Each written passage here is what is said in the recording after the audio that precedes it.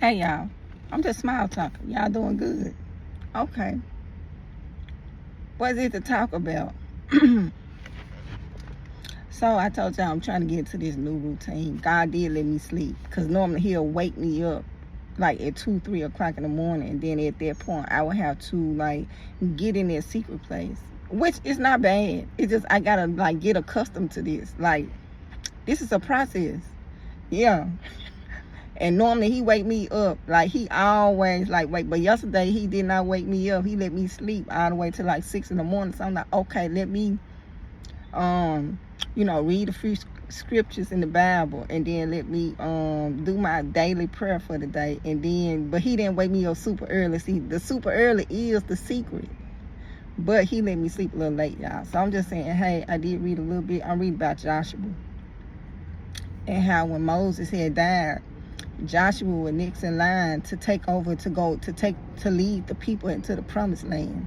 He assigned Joshua to do this, and Joshua was like a commander-in-chief. He like the commander-in-chief, and he coming in behind Moses, so he got to get the people trust. Moses coming up behind him. He got big feet to fill, don't he? But with God, Moses was able to do what he did. So with Joshua, God is doing the same thing through Moses. So they got the same source of power, Moses and Joshua. So when Joshua had to take on this huge responsibility, because now he got to get these people into the promised land, God just said, I'm gonna get y'all. He really was just fighting the battles for them. Now, I'm not too far into Joshua, but I did read where, Moses, God had parted the Red Sea. And with Joshua, God kind of parted the Jordan River for them to walk by. So I see him, kind of perform these miracles to get the people to believe. Like, at the end of the day, he just trying to get the people on board and get the people to believe, That's all he trying to do. So he excited. God is excited. Like, God ready to perform some miracles. I noticed this. So reading the Bible, when God say, okay, they gonna know who I am. Like, God be ready to perform miracles out here.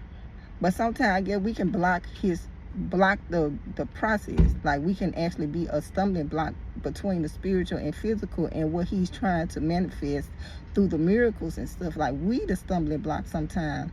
Because, like, even with Joshua, he had to do everything God said do, how God said do it. Like, these instructions is so specific. Like, you can't just, and that's the only way to activate God to even act in this situation. So I see that, God is in tune with Joshua, and God dying. It's a bee. I thumped it out. Yeah, I'm not allowed to kill bees. God said I cannot kill a bee. So if it's a bee all around me, like, I don't care how close it gets to me, I have to kind of direct it back into the air. But God said I am not allowed to kill no bees. And it's one right there. I know I got a bee on my neck, but come on now. So spiritually, I'm not allowed to kill a bee. If I see him, I have to direct them. I don't care how close it get to me. I don't care if it get on my clothes. If it get on my clothes, I just kind of thump it back out there. If it fly in my truck, I try to get it out. But I'm not allowed to kill a bee. So sometimes they get real close and stuff like that. I just be like, ooh, the bees. And then I just go on about my way. Okay, so back to Joshua. So with Joshua, y'all. God was just ready to show himself. Like, I'm ready to show myself for the people. Okay, you do what I say do, you going to see these miracles. The miracles ain't stopped with Moses. They're still going on. So I'm looking at him kind of perform his first miracle, because, I'm on Joshua, like, between chapter 5. I read all the way up to chapter 4. So this is chapter 5. And I just see him perform the miracle of Jordan and drying up the Jordan River for the people to cross over. So God is excited about this. Like, us not following and aligning ourselves with God and not following instructions and being disobedient, like, we stop the process of what he's trying to bring and manifest to the earth. So yeah, that's what I'm getting out of it. I read where he was just telling the people that if they don't listen to what you saying out here, they dead. Like, it's zero tolerance out here. Like, if you say something, they got to listen. Like, it's not no other option for them. So I think Joshua, he's just trying to, like, be in tune with God, and he's trying to gain the people trust in this process, because they just lost Moses. So, and I think he's doing a good job with all that, because the people starting to like follow him and just do what they need to do to get to this promised land. But they got to trust the process and trust the person that's in command, Joshua. Like, they got to do that. So through their faith, they just got to do it. So he just get them instructions. God will tell them specific stuff. They'll do it, and then God just show up and show out. Okay, so that's where I'm at with Joshua in the Bible. Okay, so what's going on? And I guess I'm reading about Joshua because Joshua, you know, everybody talk about going into the promised land. I feel like this is where I'm at. I feel like I'm out the wilderness. This cycle of life that we in, I feel like I done came out the wilderness and I'm walking into the promised land. So now I'm in Joshua. Because Moses dealt with getting them out the wilderness, getting them out of slavery. That dealt with Moses. Moses is dead now. So spiritually, I think this is where I am with my walk with Christ. I feel like I'm just going into the promised land. But the promised land was not given to them. They had to fight for the promised land because the promises that they had was hijacked. So in this process, they got to take back what was taken from them. So whatever was illegally obtained or illegally stolen from the children of Israel, now they going back and they just taking everything that's theirs. Like, basically, that's what they doing. So I'm just reading chapter 5. So I ain't went all the way through to read everything that was going on. But basically, that's where I'm at. I'm just taking what's mine right now. Like, if it's mine, give me me. Simple. Just give me me. Yeah. So if it's something that been spiritually hijacked, my entitlement out here, my inheritance out here, give me me. And that's just the mindset that I got. Like, it's not up for debate.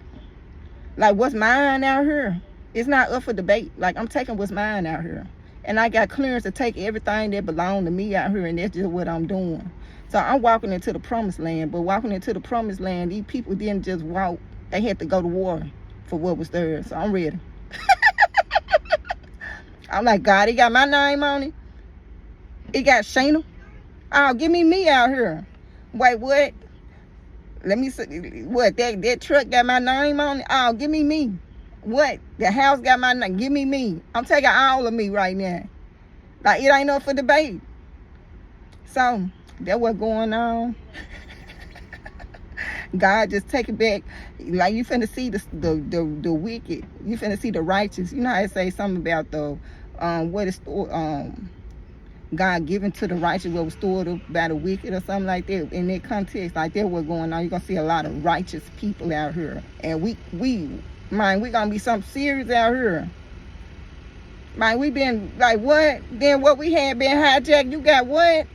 You got these people that were benefiting off of the fruits of my labor out here, my back, the sweat of my back out here. I don't know deals. Give me me. And then God, he ready to perform some miracles. So God ready to show out. And I'm ready for him to use me, God. I'm ready for him to show out. Yeah, use me. Like, what we finna go take? Okay. What my inheritance, my promises in this process, okay, I'm finna walk straight through and get what's mine out here. So that's my mindset. So that's where I feel like I'm in spiritually. I feel like I'm walking into the promised land like it's mine, but I gotta go get what's mine because it been hijacked.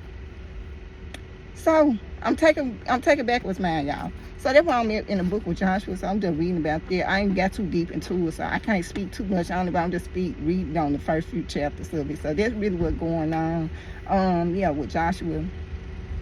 With the motorcycles. Yeah, I had talked to my sister, and because her husband, he ride motorcycles. And so when I was talking, because my bike is over her house, actually. So I stopped by my sister's house, and I just, like, seen my bike over there. And I was just like, y'all been riding? She was like, I ain't been riding. She like, they hard. Like, I'm like, it's a good thing that y'all ain't been riding. I'm like, it's death in the streets, especially with motorcycles. Like, it's just death in the streets altogether. But if you're on a motorcycle, it's high alert. Yeah, it's high alert out here. So I was just shocked that,